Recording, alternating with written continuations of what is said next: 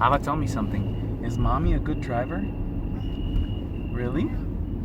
Who's a better driver, daddy or mommy?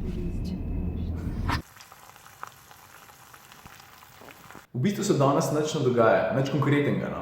Ene par člankov pišem, pa zdaj sem si čist po nesreči krasto snel iz roke. A pokažem? Vidiš to luknjo? A ti pa ne sedi doskrat zadaj? Do I have lice? Ava, tell me something. Is mommy a good driver?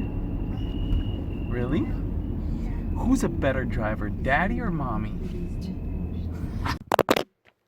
Vse za to, posnel sem, ker mi je telefon na tla padel. Hotel sem pokazati, da imam v žepu nekaj, kar me že cel dan žul. Ta AMG reveč že cel dan parkiran noter, on bi rad ven, on bi šel rad hiter. Jaz pa ne dam, ker sem sadističen prasec. Se bom imela jutri malo več časa zapeljati. Mogoče se bom malo na Pohorje odpeljal, pa kakšno ovink malo bolj detaljno pregledal.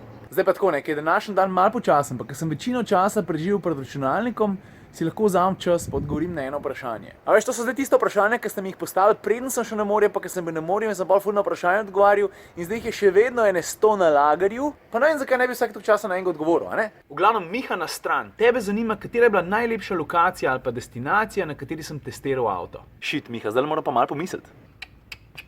Takole iz glave sploh ne vem. Če bi se omejil na pokrajine, pa bi po moje rekel Toskana, pa kakšna Provansa. Drugače pa po svoje lepa, po svoje vrstna je bila Islandija. Mislim, Islandija je res bolala, ne? Pa vse to sem že enkrat povedal, ne? Če koga zanima, kako je izgledal, ker sem bil tam, si lahko prav moje fotke Islandije ogledate na Instagramu. Zdaj lahko greš na Instagram Komotra minuta ali pa sam najdeš hashtag moja Islandija. Pa še eno vprašanje, Klemen Štuhec, tebe pa zanima, kaj bil moj prvi avto? Čak sam da pojem. Stari, moj prvi avto je bil Golf 3, 1.4 CL, 60 konjev, atmosferski motor, manjkamerni šov. Pa vozil sem ga med 18. pa recimo da je 27. letom. Pa se je pa tole z avti začela, veš, in pa ga nisem več vozil.